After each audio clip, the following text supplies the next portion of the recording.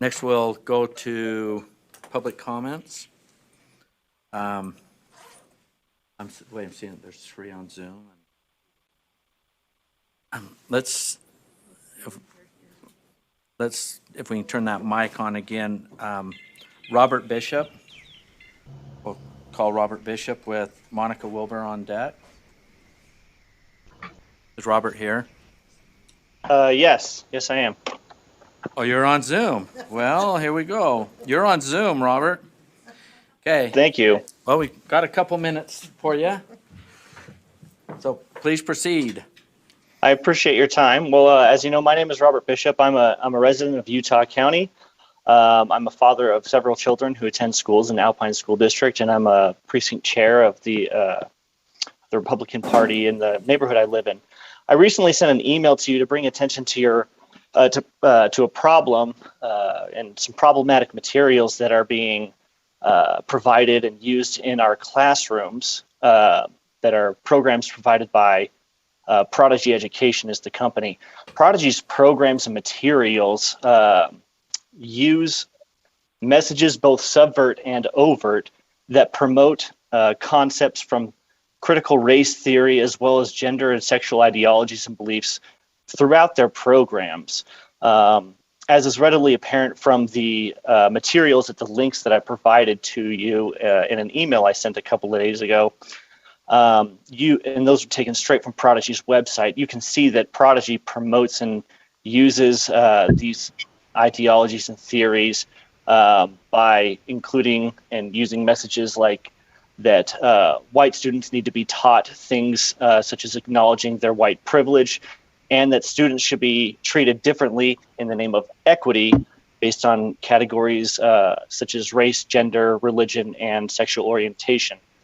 What is more troubling is that beyond the fact that this is against Utah law and the regulations that this board has passed, this is being done without parental consent or knowledge. I've recently spent some time in the program and was able to access it really without Robert, 30 seconds. Prompting need for parental consent, and there's questions in there that parents have shown asking about non-binary students and such. So I propose that we immediately audit all similar programs to Prodigy that are used in classrooms, and that Prodigy be seriously looked into, and we consider banning it from use in our classrooms because of the danger and the lack of parental knowledge and consent associated with these concepts and ideologies that really are harmful to our students and against our laws. I really appreciate your time. Thank you. Thank you, Robert. Next, we'll go to Monica Wilbur, who's also joining us by Zoom. Monica, are you with us?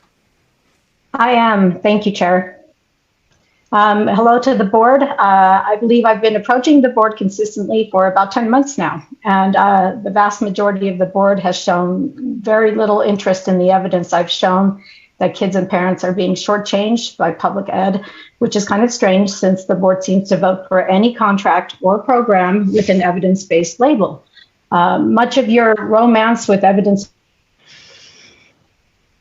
has had the net practical effect of outsourcing my kids' learning to third-party stakeholders. What should be individualized and direct instruction has turned into mass-produced and remotely administered curriculum or data collection that not even the teachers get to vet, let alone parents, just like what Robert Bishop just said. Territory, but here we are. Today, you'll be considering some big money contracts that you have with West Ed. In fact, the board has multiple vendor agreements with West Ed totaling into the millions, all centered around equity policies and funding redistribution. This is taking stereotyping based on identity groups to a whole new tech and data-driven level. I'm wondering, actually read through the West Ed funding study, phase 1, or any of their last annual reports to their board of directors. You've got a few hundred pages you need to catch up on if you want to know how the board is wasting taxpayer dollars removed from the classrooms. Maybe a good question to ask yourselves before you pro forma rubber stamp the West Ed vendor agreements today is whether money like that wouldn't be better spent $500,000 other ways closer to the classroom. attention to what the board is doing now more than ever. We're noticing your priorities and would like to see a major shift away from the agenda-driven contracts like West Ed. They don't serve our children, they don't serve our teachers, they don't serve our classrooms, but they do serve somebody's agenda. So please pay close attention to what you're voting on today. Thank you. Thank you, Monica. Next, we'll have Jennifer Bemmy. Jennifer Bemmy. Amy, yes. Hi. My name is Jennifer Baim. I am the Executive Director for the Utah Education Association. I appreciate the opportunity to speak with you virtually this morning. UEA wants to thank the Utah State Board of Education for their support of the concept of paid time for educators that was brought to us by educators out in the field. We know that USBE making this flexible time a priority helped House Bill 396 pass. I expect you were surprised, like we were, when the bill was funded at more than we had requested and unanimously passed in both the House and the Senate. As you begin to make rules around House Bill 396, UEA asked to be included along the way. It is important that the voice of Utah educators be part of the rulemaking process, and UEA is that voice. Our intent in this request for educator-directed flexible time was to provide the maximum amount of flexibility on the use of time by educators with the fewest restrictions and least amount of reporting possible. House Bill 396 is a step toward retaining educators who have been on the front lines of the pandemic and who are now feeling tired and disrespected. Compensating educators for the time they spent to do their job, work that is part art and part science, as noted earlier, shows that the work they do is acknowledged and respected, a step toward retention. Thank you for your work and for including UEA in this important rulemaking process. Thank you, Jennifer. Next, we'll have Becky Hope. Thank you, Chair. Can you hear me okay? Yes. All right. Thank you, Chair. Thank you for your time, board members, and good morning. My name is Becky Hope, and I'm representing Academic Integrity Movement this morning. And I just wanted to bring a few things to your attention and ask that you look into them and just be aware and just be prepared. So the White House solicited that letter from the NSBA to develop a pretext to go after concerned parents who speak at local school boards. The NSBA was asking the Biden administration to treat parents as terrorists. And right now, the House Judiciary Committee in Washington is considering HR 350, which is the Domestic Terrorist Prevention Act. And they're trying to use their data, aka concerned parents speaking up at school board meetings for their children, to codify parents actually being charged with domestic terrorist charges. Please, as our state board members, research this and look into this and do everything you guys can to get the charges dropped against these parents in our state who were unlawfully trespassed and charged during the last 2 years. We shouldn't allow the federal government to send our concerned Utah parents to prison. And also, we are aware that Governor Cox was told by the National Governors Association to consolidate school board power via Melissa Ballard's HB 79 State School Board Governance Amendments Bill.